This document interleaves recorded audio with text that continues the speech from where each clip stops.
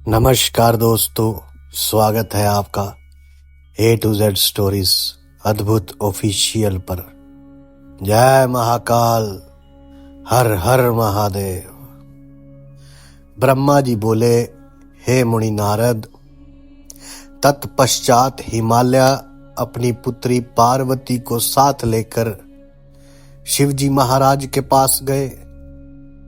वहां जाकर उन्होंने योग साधना में डूबे त्रिलोकीनाथ भगवान शिवजी महाराज को दोनों हाथ जोड़कर नमस्कार किया तथा इस प्रकार प्रार्थना करते हुए कहने लगे कि भगवान, मेरी पुत्री पार्वती आपकी सेवा करने की बहुत उत्सुक है, इसलिए आपकी आराधना करने के लिए मैं इसे अपने साथ यहाँ लाया हूँ।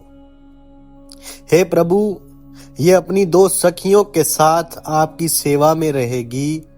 आप मुझ पर कृपा करके इसे अपनी सेवा का अवसर प्रदान करिए।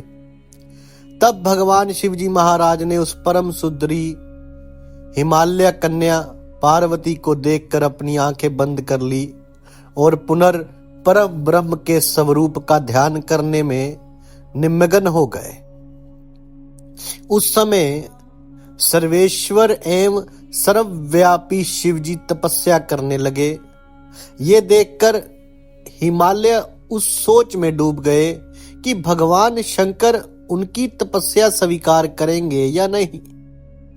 तब एक बार हिमालय ने दोनों हाथ जोड़कर शिवजी के चरणों में प्रणाम किया और बोले, हे देवादिदेव महादेव, हे भोलेनाथ शिव शंकर, मैं दोनों हाथ जोड़े आपकी शरण में आया हूं। कृपया आंखें खोलकर मेरी ओर देखिए। भगवान, आप सभी विपत्तियों को दूर करते हैं। हे भक्तवत्सल, मैं रोज अपनी पुत्री के साथ आपके दर्शनों के लिए यहाँ आऊंगा। कृपया मुझे आज्ञा प्रदान कीजिए। हिमालय के वचनों को सुनकर त्रिलोकीनाथ भगवान शिवजी महाराज ने अपने नेत्र खोल दिए और बोले, हे गिरिराज हिमालय, आप अपनी कन्या को घर पर ही छोड़कर मेरे दर्शनों को आ सकते हैं, नहीं तो आपको मेरा भी दर्शन नहीं होगा।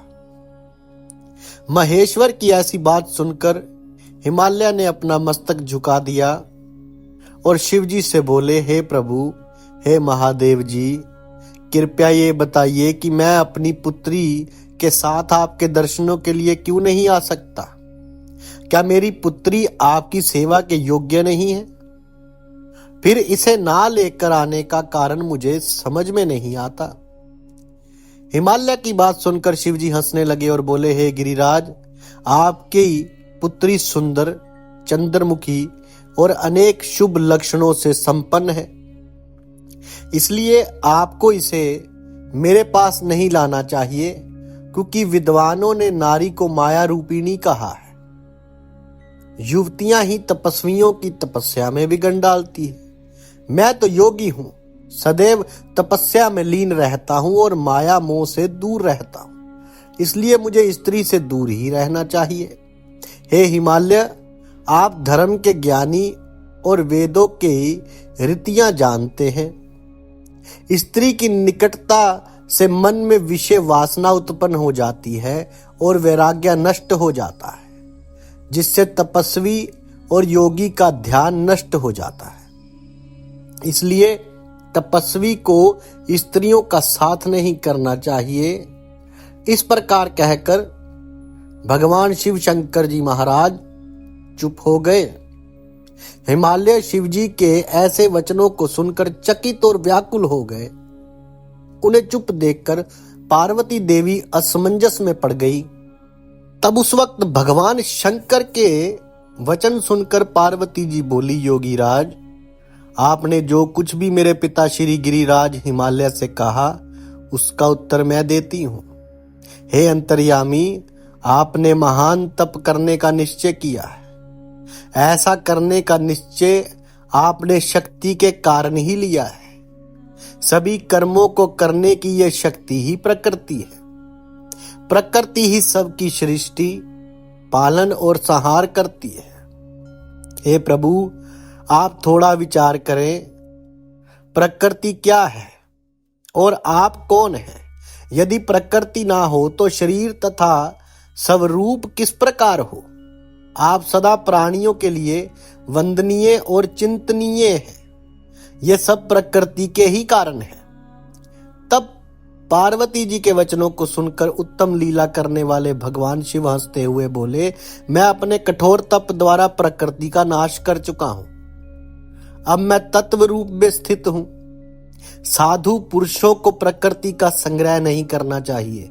भगवान शिव के इस प्रकार के वचनों को सुनकर पार्वती हंसती हुई बोली कि हे करुणा निधान कल्याणकारी योगी राज, आपने जो कहा क्या वे प्रकृति नहीं है?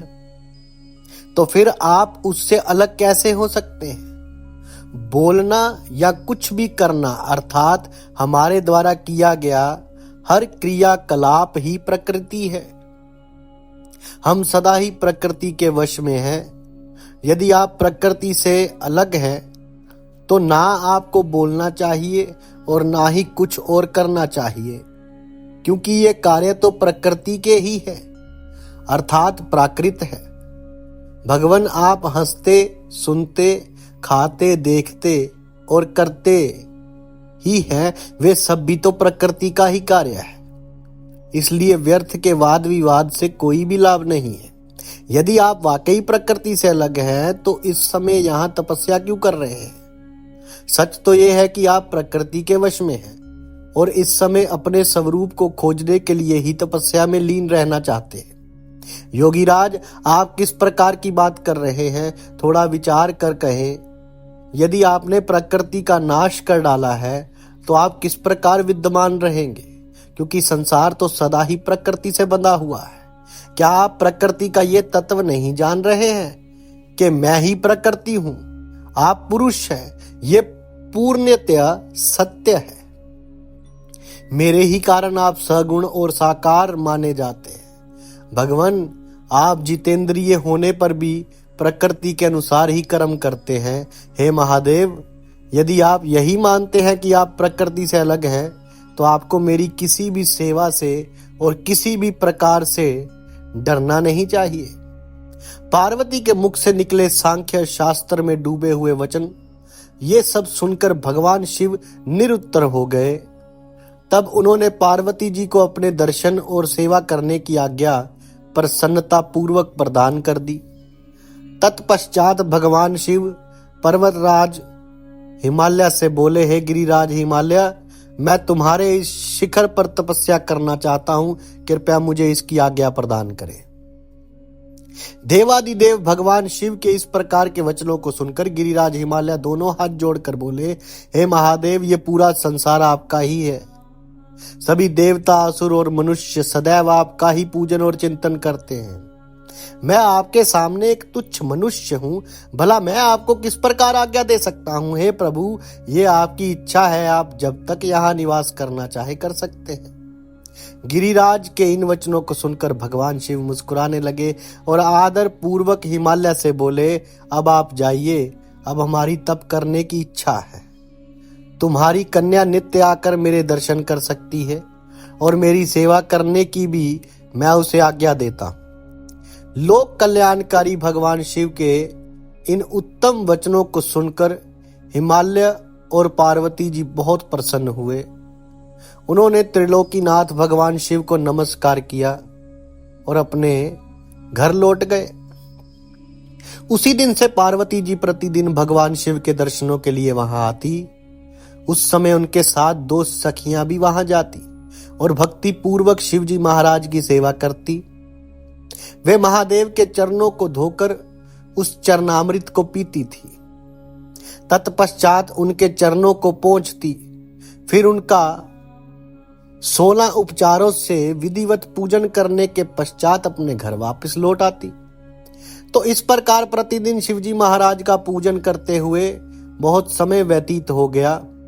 कभी कभी पार्वती जी अपनी सखियों के साथ वहां भक्ति पूर्वक उनके भजनों को भी गाती थी। तो एक दिन सदा शिव जी ने पार्वती जी को इस प्रकार अपनी सेवा में तत्पर देखकर विचार किया कि जब इनके हृदय में उपजे अभिमान के बीज के अंकुर का नाश हो जाएगा तभी मैं इनका पानी ग्रहण करूंगा। ऐसा सोचकर लीलाधारी भगवान शिव पुनर्ध्यान में मगन हो गए। तब उनका मन चिंता मुक्त हो गया। तब देवी पार्वती भगवान शिव के रूप का चिंतन करती हुई भक्ति भाव से उनकी सेवा करती रही। भगवान शंकर भी शुद्ध भाव से पार्वती को प्रतिदिन दर्शन देते थे। इसी बीच इंद्र और अन्य देवता व मुनि ब्रह्मा जी के पास पहुंचे तो ब्रह्मा जी की आज्ञा से कामदेव हिमालय पर्वत पर गए। सभी देवताओं के कार्य की सिद्धि हेतु काम की प्रेरणा से वे पार्वती शिव का संयोग कराना चाहते थे।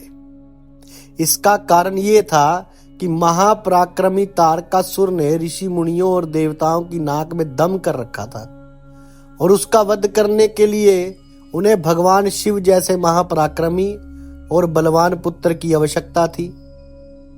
तो कामदेव ने हिमालय के शिखर पर पहुंचकर अनेक यत्न किए, परंतु भगवान शिव जी महाराज काम की माया से मोहित न हो सके।